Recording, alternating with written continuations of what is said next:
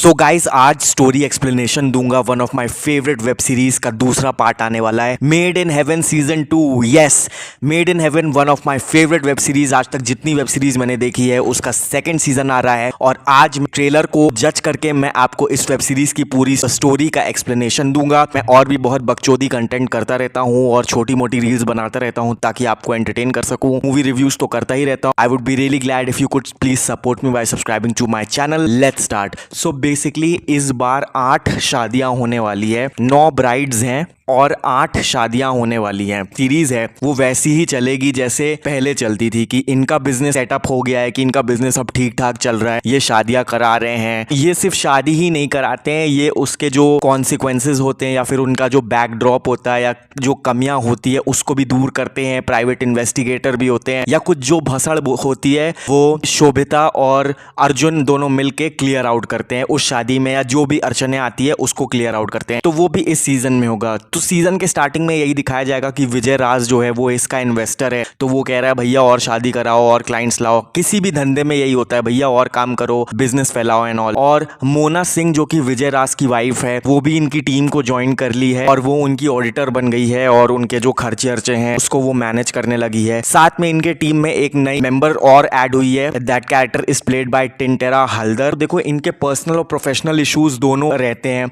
Tara Khanna that is Sobhita Dhulipala और Jim Sarbh that is Adil Khanna, इन दोनों का डिवोर्स हो रहा है क्योंकि आपको पता है कि इसने आदिल को फंसा के उससे शादी किया था धोखे से सीजन 1 में। तो इन दोनों का एक डिवोर्स सेटलमेंट भी हो गया। कल्कि का जो कैरेक्टर है प्लेइंग फैजा नकवी जो कि आदिल की गर्लफ्रेंड है, सीजन 1 की तरह इस बार भी थेरेपी लेते हुए दिख रही है और कुछ नहीं, उसका कोई बहुत ज्यादा रोल नहीं है। अर्जुन ही इज प्लेइंग करण मेहरा। इसके कई इश्यूज हैं, लाइक इसकी मॉम हॉस्पिटलाइज हो जाएगी, वो एडमिट हो जाएगी, तो वो उससे रिक्वेस्ट करेगी कि तू यार शादी कर ले, मेरे जीते जी तेरी शादी मैं देखना चाहती हूँ। सीजन 1 में उसकी मम्मी के साथ उसके टर्म्स उतने अच्छे नहीं थे क्योंकि उसकी मम्मी को पता था कि ही इज गे, सो उसकी मम्मी इतनी सपोर्टिव नहीं थी, उसके पापा इतने सपोर्टिव थे। और उसके ऊपर ऑलरेडी डेप्ट भी है, लाइक उसने उधार लिए थे, किसी से उधार लिए थे या अपने घर से भी उधार लिए थे, तो वो डेप्ट वाले इश्यूज भी है, उसको पैसे चुकाने। He is an openly gay man, तो वो डेटिंग कर ही रहा है, तो वो भी इस सीजन में भी लगता है हर 2 या 3 एपिसोड में ही will date another gay man. So उसके भी गे मैन के भी उसके कैमियो दिखाते रहेंगे। शशांक अरोरा प्लेइंग कबीर और शिवानी रघुवंशी प्लेइंग जैज। यार ये देखो इनका क्या चल रहेगा इस सीजन में। शिवानी जो है जैज इससे कमिटमेंट मांगेगी, पर यार ये शशांक जो है ये कूल बंदा है और इसको ये कमिटमेंट पे विश्वास नहीं रखता क्योंकि ये फ्री स्पिरिट गाय है, तो ये कमिटमेंट नहीं देगा उसको, बस उसके साथ मजे करेगा, केसेस करेगा, बट वो उसको बहुत हर्ट होगा जैज को क्योंकि वो कमिटमेंट मांग रही है। मोना सिंह और विजय राज जो कि जौहरी कपल्स हैं, इनका बहुत ज्यादा कुछ इशू नहीं लग रहा। इन लोग का एक बेटा है जिसका नाम है ध्रुव, तो ये अपने बेटे को समझाती हुई दिख रही है कि सोसाइटी हमारी सिख है, इसके बेटे ने लगता है कोई कांड कर दिया है, तभी मोना इसको समझा रही है और मोना अपने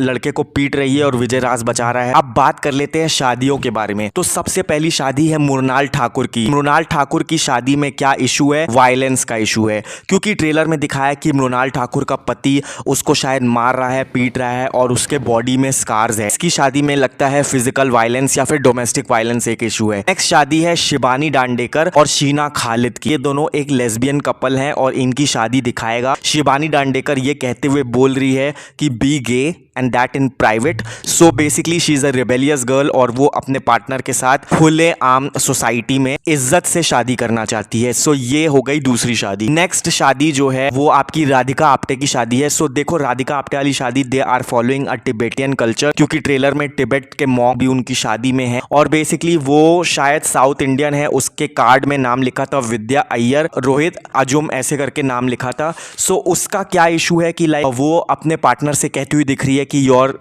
family is not comfortable with who I am. So हो सकता है उसके कुछ सेल्फ एक्सेप्टेंस इशू हो या वो कोई दूसरा धर्म फॉलो करती हो, या जैसे टिबेटियन कल्चर वो फॉलो कर रही है क्योंकि उसके शादी में मुझे टिबेट मॉन्क्स दिखाई दे रहे हैं। सो हो सकता है उसकी फैमिली को उसके लाइफस्टाइल चॉइसेस नहीं पसंद हो, तो ये इशू हो। नेक्स्ट शादी जो है वो एक कपल की शादी है जिसमें एक जो बंदा है उसकी शादी हो रही है कली रोरी त्रिजाफेता से, दूसरी शादी कर रहा है। इसकी पहली वाइफ दिया मिर्जा थी। दिया मिर्जा अपने हस्बैंड की दूसरी शादी होते होते हुए दिख रही है और खुद ही कॉम्प्लेक्स है, मतलब परेशान हो रही है कि बिना किसी रीजन से वो दूसरी शादी कर रहा है। वो कह रही है ट्रेलर में कि उसको खुद ही नहीं समझ में आ रहा कि उसका पति दूसरी शादी क्यों कर रहा है, पर उसका पति दूसरी शादी कर रहा है। अगर आप शादी ट्रेलर में देखें तो वो शादी के मंडप में एक छोटा सा बच्चा भी है, मुझे लग रहा है शायद वो दिया मिर्जा का ही बच्चा होगा। नेक्स्ट जो ब्राइड है वो प्ले कर रही है ज़ेन मरी खान। जिस घर में शादी हो रही है वहां पे उसे शायद टोकेंगे क्योंकि उसका डार्क कंप्लेक्शन है, क्योंकि उसके घर में जो उसकी सास है वो बोलती हुई कह रही है कि अगर तू लाइट पिंक कलर पहनेगी तेरा रंग डार्क दिखेगा इसमें, क्योंकि तुम्हारा डार्क कंप्लेक्शन है। सो हो सकता है वो जहां जा रही हो वहां पे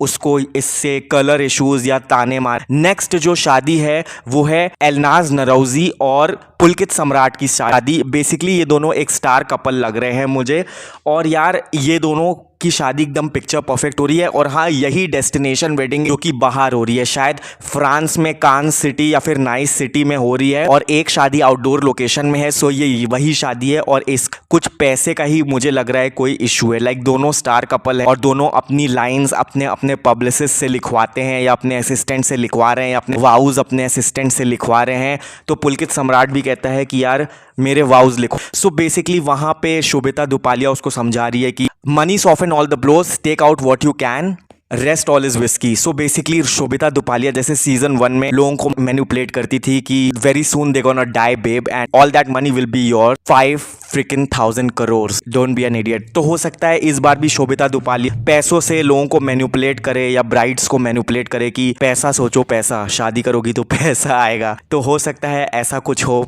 इस बार भी। तो मुझे इनके बीच में कुछ पैसा या मनी इश्यूज ही लग रहा है। सारा जेन डियास एक ब्राइड बनी है, क्रिश्चियन ब्राइड है, उसका कोई इशू मुझे नहीं समझ में आया।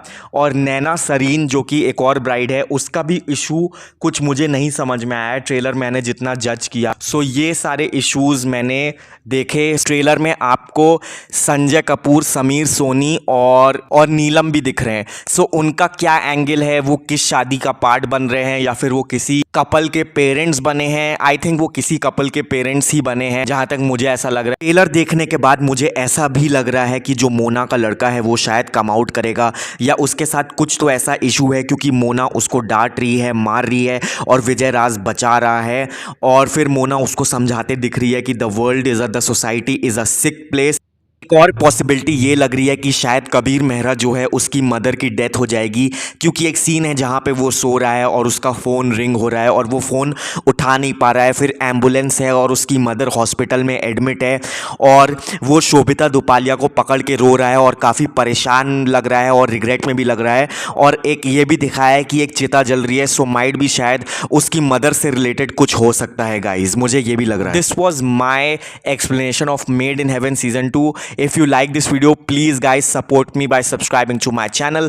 Take care guys, lots of love you guys, love you. Subscribe and follow for more.